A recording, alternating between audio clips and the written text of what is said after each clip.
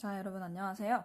좀 전에 구글 클래스룸에서 아마 형성평가 2개 다 확인했을 겁니다. 형성평가 인쇄를 해서 문제를 아마 푼 친구들도 있을 거고, 인쇄가 어려워서 답안지를 이제 자체적으로 만들어서 답만 적어본 친구들도 있을 거예요. 자, 지금 시간부터는요, 여러분이 푼 형성평가의 답을 한번 맞춰보도록 하겠습니다. 자, 먼저 첫 번째 형성평가, 논증 방법 파악하기, 단원, 소단원에 해당하는 문제들 답을 한번 쭉 확인할 건데, 모든 문제를 선생님이 해설하지 않고 중요하다고 생각되는 조금 어려울 수 있는 그런 문제만 짚고 넘어가도록 하겠습니다. 그 다음 남은 문제들은 답만 선생님이 언급을 하고 넘어갈게요. 자, 1번 문제의 답은요 1번입니다. 글쓴이가 주장하는 내용과 가장 거리가 먼 것은 다른 사람의 마음에 들도록 노력하자. 이거는 거리가 멀다. 자, 2번 문제의 답은 5번입니다. 자, 2번 문제 같은 경우에는 한번 볼까요? 이 글에 쓰인 논증 방법과 가장 유사한 것을 골라보라 이렇게 되어 있고, 우리 본문을 보면은 쭉 읽지만 다 읽지 않고 우리 중간 부분부터 한번 봅시다.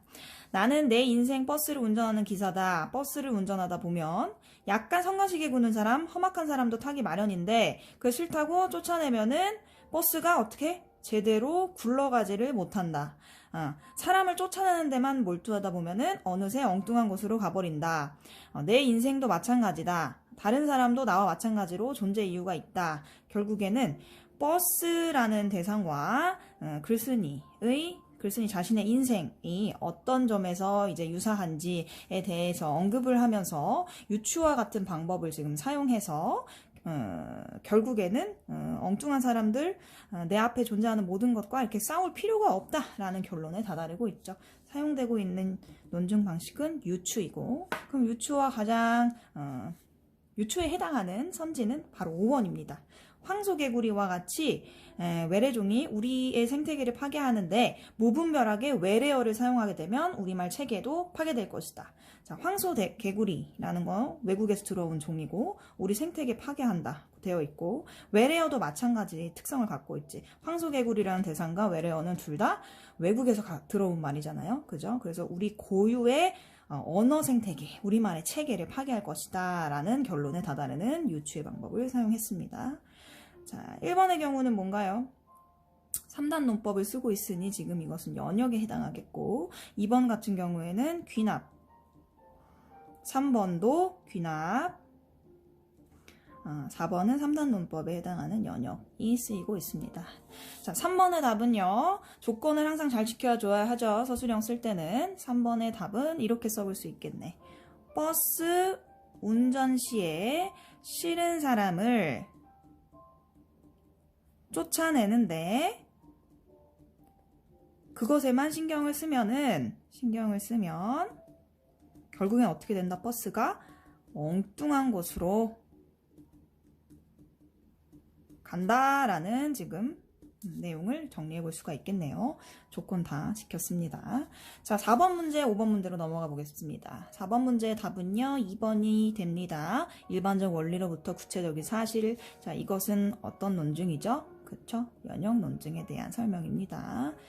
자, 5번 문제 한번 볼까요? 5번 문제는 선생님이랑 같이 한번 빈칸을 채워볼 건데, 자, 우리 연역 논증이라는 거는 대표적으로 이런 예시를 가지고 설명할 수가 있죠. 대전제와 소전제 결론에 해당하는 이렇게 일반적인 원리에서부터 구체적인 그런 결론에 이르게 되는 그런 구조를 우리가 연역이라고 하는데, 모든 인간은 죽는다. 요거 한번 모든 인간을 동그라미라고 해보고 죽는다를 세모로 해봅시다. 소크라테스는 별, 인간이다는 요 앞에 모든 인간은 동그라미. 자, 동그라미가 세모가 되고 별 표시가 동그라미다라는 일반적인 원리가 있을 때 별에 해당하는 소크라테스는 인간이기 때문에 결국엔 죽게 된다라는 세모의 결론에 이르게 되죠. 단순하게 우리가 연역 논증을 정리를 해보면 이렇게 되는 거야.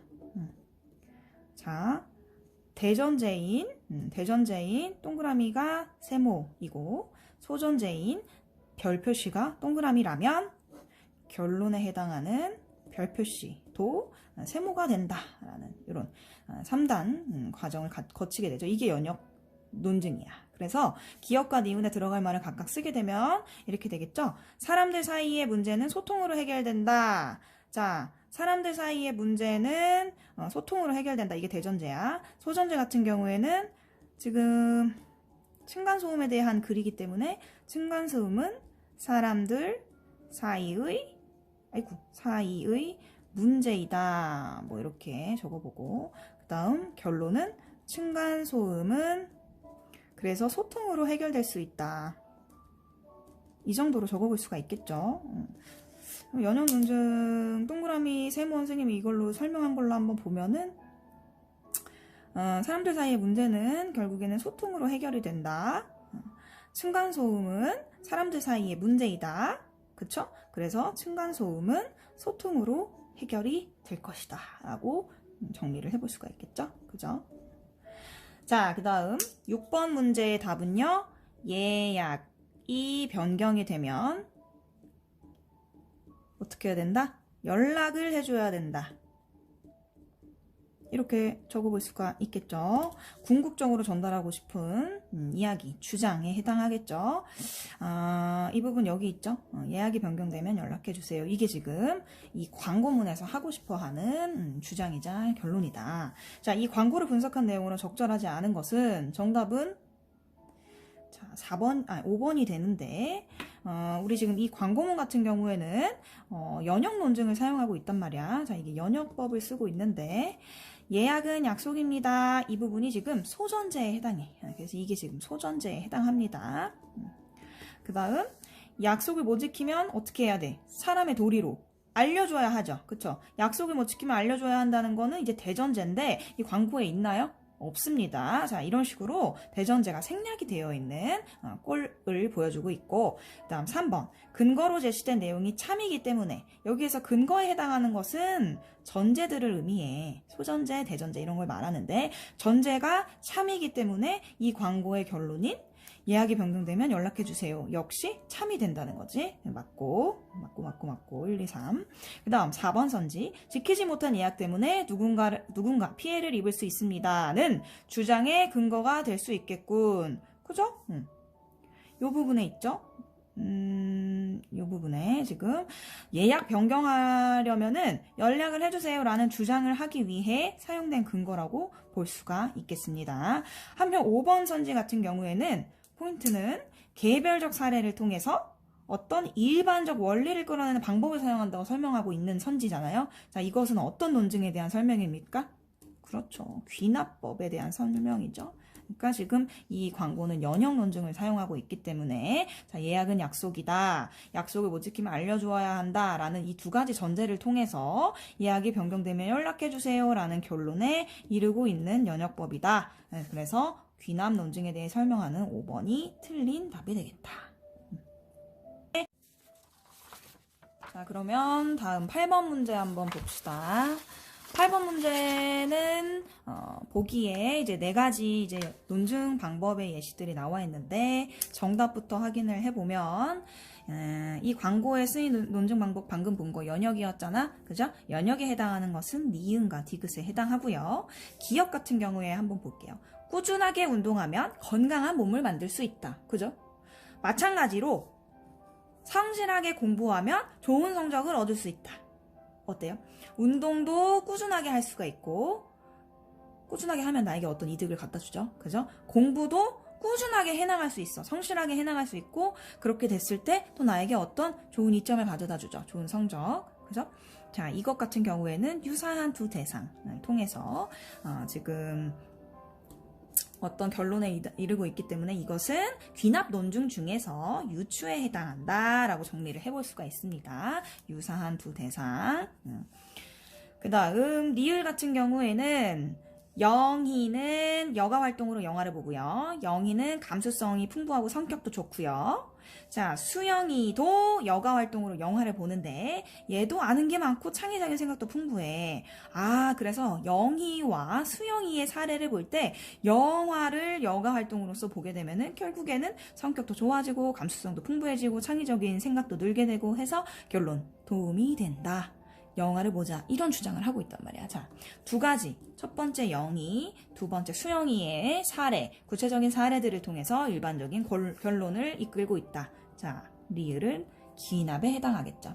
그래서 우리 8번의 답은 연역 논증에 해당하는 것을 골라주어야 하기 때문에 니은과 디귿. 답은 3번이 되겠다. 자, 9번 문제로 넘어가 볼게요. 9번 문제의 답은 4번입니다. 스마트폰을 멈추면 따뜻한 즐거움이 시작된다는 대전제가 아니라 주장에 해당하겠죠. 결국에 스마트폰 그만해. 고개 들자 대한민국 사람들 이렇게 주장하고 있는 부분이지 일반적인 원리에 해당하는 대전제라고 볼 수 없죠. 그 다음 10번 문제 답은 귀납입니다. 귀납 논증이라고 써도 되겠죠. 자, 스마트폰 내려놓으면 할 수 있는 게 팔씨름도 할 수 있고 엄마 포옹도 할 수 있고 쪽지도 쓸 수 있고 비밀 쪽지, 그 다음에 상상도 해볼 수 있고 노래도 부를 수 있고 구름도 하늘도 좀 여유 있게 시간을 가지고 바라보면서 이름도 지어줄 수 있고 공원에 가서 뛰어볼 수도 있고 엄청나게 많은 다양한 이런 것들을 해볼 수가 있다는 거지. 이렇게 구체적인 사례들을 제시하고 있습니다. 그래서 다음과 같은 결론 주장에 이르게 된다. 귀납 논증. 자, 11번의 답은요, 3번이고요. 자, 3번이 귀납 논증에 대한 설명이잖아. 이건 너무 쉽다. 자, 12번 문제 같은 경우에는 답이 4번이 됩니다. 자, 연역 논증이 답입니다. 자, 잘 읽어보시면 이것도 따라서 우리 교실을 깨끗이 해야 한다라는 주장을 하기 위해 3단 논법을 쓰고 있는데 답만 확인해보면 환경이 깨끗해야 마음이 안정된다 라는 전제에서 교실 환경을 깨끗이 하자라는 구체적인 사실, 일반적인 원리에서부터 구체적인 결론에 다다르고 있다. 연역 논증이다. 한편 2번이 좀 틀린 이유는 교실의 지저분함을 바탕으로 해서 깨끗한 환경에서 마음이 안정된다? 뭔 소리야? 약간 문장에서 전하고자 하는 그 뜻 자체가 지금 위에서 교실 환경이 깨끗해야지 된다라는 이야기가 하는 것. 이 부분이 지금 일치하지가 않고 있죠. 그래서 틀렸다. 연역 논증이라는 거는 맞추긴 했는데. 자, 그래서 13번 문제로 넘어가 보면 13번의 답은 연역 논증입니다. 자, 앞에서 계속 우리 연역 논증, 귀납 논증 보고 있죠. 비 올 때 미끄럽고 지금은 비가 와. 그래서 지금 길이 미끄러울 거다. 3단 논법에 해당하는 연역 논증을 쓰고 있습니다. 자, 14번 같은 경우 보기에 있는 내용을 잘 한번 읽어보고 자신이 어느 정도 이해했는지 한번 파악을 해보세요. 그래야 이 문제를 완벽하게 풀어낼 수가 있고 우리 시험 잘 보기 위해서도 기본적인 개념에 대해 설명하고 있는 이 보기의 내용을 잘 이해해 주어야 합니다. 적절하지 않은 것을 골라보래. 자, 선생님과 같이 한번 읽어볼게요. 논증이란 근거를 들어서 주장하는 게 참임을 증명하는 거예요. 수학에서 증명하듯이. 답이 왜 이렇게 나오는가 그 과정을 풀었으면 우리가 증명한다고 하잖아. 그죠? 대표적인 논증 방법에는요, 귀납이랑 연역이 있대. 자, 먼저 귀납 논증은 구체적인 사례로부터 일반적인 사실을 이끌어내는 방법으로 포인트. 귀납 논증의 포인트. 전제가 참이어도 결론이 항상 참인 건 아니야. 반면에 연역 논증 같은 경우 연역 논증은 일반적인 원리에서부터 구체적인 사실을 이끌어내는데 전제가 참이잖아? 그럼 결론도 무조건 참이야. 이런 차이가 있죠. 귀납이랑 연역은 전제가 참일 때 결론이 항상 참이냐 아니냐에 대한 그런 차이가 있다. 자, 논증에서 주장을 뒷받침하는 근거를 우리가 전제라고 하고 주장을 뒷받침하는 근거를 다른 말로 전제라고 하고 전제로부터 이끌어낸 주장을 결론이라고 이렇게 볼 수가 있겠다. 자, 정답은 4번입니다. 4번. 어디가 틀렸나 한번 볼게. 둘 이상의 대상이 비슷한 속성을 가진다는 것을 근거로 다른 속성도 이와 유사하지 않을까라고 추측하는 거, 추론하는 거, 이것을 우리가 유추라고 합니다. 그쵸? 이 유추는요, 여기에 해당할까, 여기에 해당할까? 귀납 논증, 연역 논증. 어디 가까울까요? 연역 논증이 아니라 귀납 논증에 가깝습니다. 왜냐하면 유추라는 것도 결국에는 두 개의 대상이 얘네가 비슷해서 얘가 얘랑 비슷한데 얘가 이런 결론에 다다르니까 얘도 이런 결론, 이런 특성을 갖겠구나 라는 얘기를 하려면 결국에 사례들에 대해서 언급을 해야 되는 거잖아. 그죠? 구체적인 사례로부터 어떤 일반적인 사실, 결론을 이끌어내는 걸 우리가 귀납이라고 하기 때문에 결국에 유추는 귀납에 해당한다 라고 볼 수가 있겠습니다. 잘 기억을 해주세요. 나머지는 다 맞는 설명이니까 나머지 맞는 선지들도 정독해서 이해하고 넘어가는 게 좋겠죠. 자, 14번까지 해서 우리 첫 번째 형성평가 풀이를 확인해 보았습니다.